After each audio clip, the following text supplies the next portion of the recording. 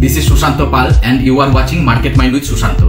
Just imagine करो कि आप थके हारे काम से घर पे आए और आते ही पावर कट हो गया और मोबाइल में चार्ज ना होने की वजह से आपका फोन भी स्विच ऑफ हो गया। खाना बनाने किचन में गए, जाके देखते हो कि गैस भी खत्म हो गया और पावर कट की वजह से इंडक्शन में भी आप कुकिंग नहीं कर सकते। और तभी दिमाग में आइडिया आता है कि आज क्यों ना बाहर जाके खाना खाया जाए। बाहर जाने के लिए बाइक या कार निकालते हो तो देखते हो उनमें सफिशिएंट पेट्रोल भी नहीं है, तो आप पेट्रोल डालने पेट्रोल पंप पे गए तो जाके देखते हो कि पेट्रोल पंप भी बंद है। अगर ऐसा सिचुएशन आता है तो कितना हॉरिबल और इरिटेटिंग सिचुएशन होगा ये आप समझ सकते हो। सोचने से ही डर लगता है।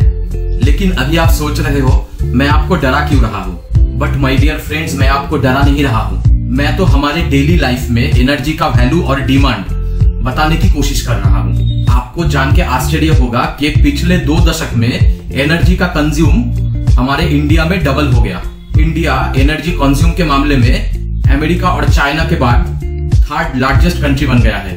इंडिया के बहुत सी कंपनी है जो डायरेक्टली और इनडायरेक्टली इस एनर्जी को कंज्यूम करने में हमको सर्विस प्रोवाइड करता है। और इस डिमांड को ध्यान में रखते हुए अगर हम एनर्जी सेक्टर के कंपनीज में इन्वेस्टमेंट करेंगे तो हम अपने कैपिटल को ग्रो कर सकेंगे। और सबसे एक्साइटिंग न्यूज क्या है पता है आपको? इतना डिमांडिंग होने के बावजूद भी एनर्जी सेक्टर इंडिया में अभी भी अंडर वैल्यूड है। अगर निफ्टी एनर्जी के पीई की बात करें तो वो ओनली 13.5 टाइम्स से ट्रेड कर रहा है। वहीं पे निफ्टी 50 का पीई है 21.4, मतलब निफ्टी 50 21.4 गुना ज्यादा भाव पे ट्रेड कर रहा है। जरा सोच के देखो एनर्जी का यूज डे बाय डे कैसे इंक्रीज हो रहा है। पेट्रोल डीजल व्हीकल के जगह अब इलेक्ट्रॉनिक्स व्हीकल्स ले रहा है। एसी अभी लग्जरी के लिए यूज नहीं होता, ये नेसेसिटी बन गया है। नया नया इलेक्ट्रॉनिक डिवाइस बनते जा रहा है और हम उस पर डिपेंडेंट होते जा रहे हैं। और ये सब रिप्रेजेंट करता है एनर्जी सेक्टर को। कमिंग ईयर्स में इसका डिमांड कितना बढ़ सकता है ये आप समझ ही गए होंगे। एक्चुअली मैं बात करने जा रहा हूँ आईसीआईसीआई प्रूडेंशियल के एक नए एनएफओ का, जिसका नाम है ICICI prudential energy opportunity fund, जो कि हमें हेल्प करेंगे एनर्जी सेक्टर के वैराइटीज फंड में इन्वेस्ट करने के लिए विथ एक्सपर्ट गाइडेंस। मैं एक चीज पहले ही आपको क्लियर कर देना चाहता हूँ, ये कोई प्रमोशनल वीडियो नहीं है और ना ही मैं इन्फ्लुएंस कर रहा हूँ आपको इन्वेस्ट करने के लिए। Mutual fund investment are subject to market risk. Please read all scheme related documents carefully before investing. जिसका भी रिस्क एपेटाइट स्कोर लो है कृपया वो इस वीडियो से दूरी बनाए रखे। जिसको भी अपना रिस्क स्कोर पता नहीं है वो मेरा लास्ट वीडियो जरूर देखे, उस पे एक ऑडिट के थ्रू आप अपना रिस्क एपेटाइट स्कोर निकाल सकते हो। I am an AMFI registered mutual fund distributor. पूरे ऑनेस्टी के साथ ट्राई करूंगा इस एनएफओ को एक्सप्लेन करने के लिए। तो चलिए आज का वीडियो डिस्क्लेमर से शुरू करते हैं।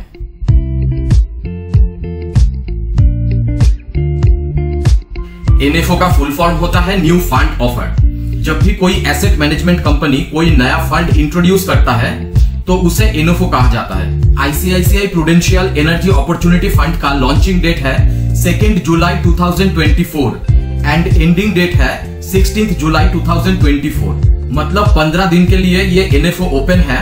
अगर इस टाइम पे आप इन्वेस्ट करते हो तो आपको 10 रुपए पर नैब अलॉट होगा। ये एक ओपन एंडेड फंड है, मतलब एनएफओ के टाइम पीरियड खत्म होने के बाद भी आप इसमें इन्वेस्ट कर सकते हो और कभी भी आप अपने फंड को विड्रॉल करके निकाल भी सकते हो। और ये एक थीमेटिक फंड भी है जो फोकस करेगा ओनली एनर्जी रिलेटेड सेक्टर में। ये एक हाई रिस्क फंड है तो इसका रिटर्न का पोटेंशियलिटी भी हाई रहेगा। और इस फंड का बेंचमार्क है निफ्टी एनर्जी। और आप स्क्रीन पे देख सकते हो कि निफ्टी एनर्जी एक साल में लगभग डबल हो गया। और अगर लास्ट साल का निफ्टी एनर्जी का परफॉर्मेंस देखे तो वो 70.19% से ग्रो हुआ है।